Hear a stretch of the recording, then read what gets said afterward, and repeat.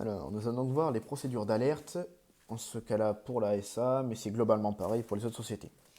Alors, l'alerte par le CAC est déclenchée lorsqu'il constate des faits de nature à compromettre la continuité de l'exploitation. Premièrement, la première phase, c'est la demande d'explication.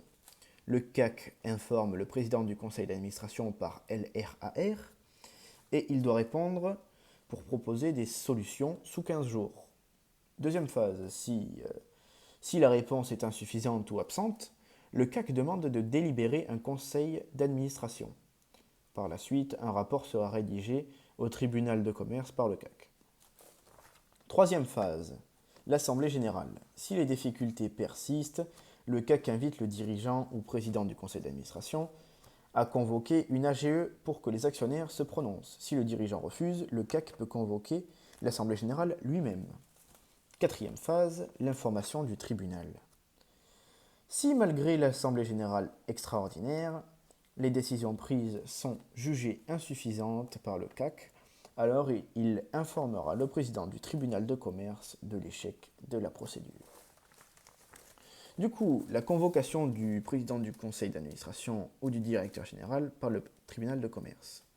C'est un entretien individuel et strictement confidentiel.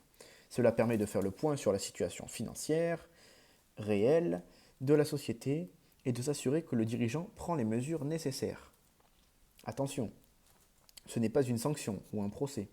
Le président du tribunal de commerce agit comme un conseiller ou un facilitateur pour aider l'entreprise avant qu'il ne soit trop tard. Alors, plusieurs issues suite à cet entretien. Les difficultés sont passagères ou gérables. Les mesures amiables et confidentielles donc.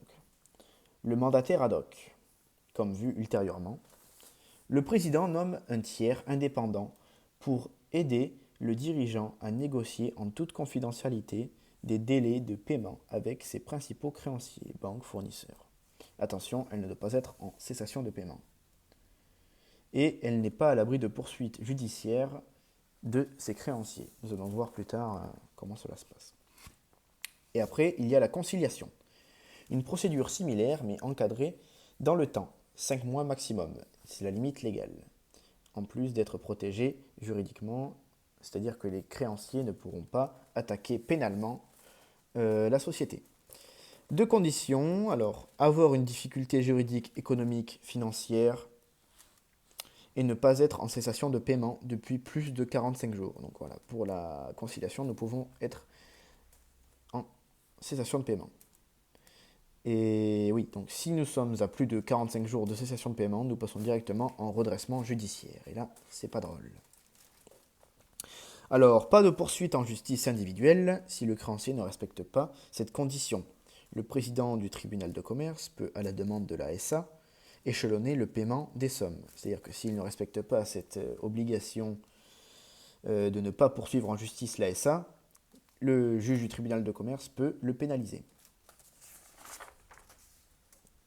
Alors, des sommes dues, nous en étions... Oui, alors, je vais reprendre sur la dernière phrase, pardon, parce que je me suis coupé. Alors, si le créancier ne respecte pas cette condition où il n'a pas le droit de poursuivre la société, le président du tribunal de commerce peut, à la demande de la SA, enclencher, échelonner le paiement des sommes dues jusqu'à 2 ans et suspendre les actions du créancier. Alors, s'il trouve un accord, il est 100% confidentiel. Les personnes en dehors de la signature, personne en dehors de la signature sait que l'entreprise a eu des difficultés. Elle n'offre pas de garantie juridique forte pour les nouveaux investisseurs, c'est-à-dire que ce sont des créanciers chirographaires. Voilà. Oui, c'était pour les accords constatés, voilà. Pour les accords homologués. C'est un gros avantage, c'est-à-dire que le privilège des new money, c'est-à-dire que les banques ou les actionnaires remettent de l'argent pour sauver la société. Ils seront assurés d'être remboursés en priorité absolue si l'entreprise fait faillite plus tard et ils seront remboursés juste après les salariés. Quand même. Voilà. Et les points négatifs, c'est que le jugement est publié officiellement. La confidentialité est donc levée. La concurrence apprend qu'elle était en difficulté. Au-delà de ça, si aucun accord est trouvé, c'est-à-dire après 5 mois de conciliation où le mandataire ad hoc a échoué, la procédure prend fin et le bouclier juridique tombe. C'est-à-dire que les créanciers peuvent attaquer la SA, les banques, les bailleurs, le fournisseur, l'État peuvent immédiatement saisir les comptes de la banque, de la SA. La dette devient immédiatement exigible. Donc, fin de la confidentialité. Nous passons donc en phase de redressement judiciaire. Alors, la tentative, c'est une tentative de sauvetage. La SA est en cessation de paiement, c'est-à-dire que l'actif disponible est inférieur au passif exigible. Donc, peut être sauvé et la société peut toujours être sauvée. En cas de redressement judiciaire, c'est ouvert par le juge du tribunal de commerce.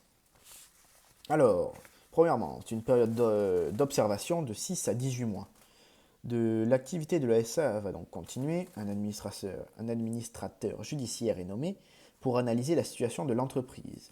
Les dettes passées sont donc gelées, provisoirement. Les issues. Un plan de redressement.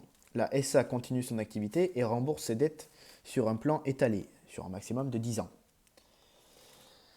Un plan de cession. L'entreprise vend tout ou en partie à un repreneur qui garde les salariés, les dettes restent anciennes, les dettes restent dans l'ancienne structure, pardon. Et dernièrement, nous passons donc en liquidation. Si aucune issue, on passe à l'étape suivante. Donc, liquidation. Qui dit liquidation dit arrêt de mort de l'économie. Donc, arrêt de l'activité, sauf autorisation exceptionnelle, fin de contrat. Licenciement des salariés, le liquidateur judiciaire licencie tout le personnel sous 15 jours. Le liquidateur judiciaire va vendre les actifs. Il vend tout ce que la SA, bon en l'occurrence là je parlais de la SA, il vend tout ce que la société possède pour tenter de rembourser les créanciers selon leur ordre de priorité. Et pour finir, dissolution, acte juridique de fermeture, perte de l'objet social, plus de droit de faire du commerce, survie temporaire, c'est-à-dire que la personnalité morale de la SA survit pour les besoins de liquidation jusqu'à ce que la liquidation totale et la clôture des comptes soient faites. Possibilité de dissolution amiable, arrêt volontaire, lorsque l'actif disponible était suffisant. Mais bon, ça c'est un autre cas. Là, nous ne sommes pas dans ce cas-là. Et la dernière étape, la radiation, c'est la clôture. Donc la clôture, c'est-à-dire que le liquidateur retourne devant le tribunal et présente son bilan. C'est-à-dire que la clôture est due à une insuffisance de l'actif.